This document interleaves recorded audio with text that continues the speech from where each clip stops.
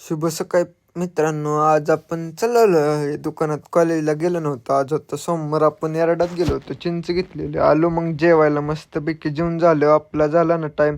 प्रसन्न भैया नेहाल भैया मस्तपैकी वॉर्मअप करत होते. मग आपण इन्क्लाइन डंबल प्रेसचा पहिला सेट घेतला 20 किलोनं.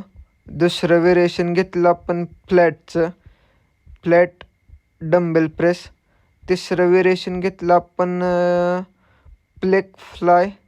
झाला मग आपला चेस्टचा वर्कआउट. आता आपण घेतलं शोल्डरचं व्हेरिएशन. पहिलं फ्रंट डंबेल प्रेस.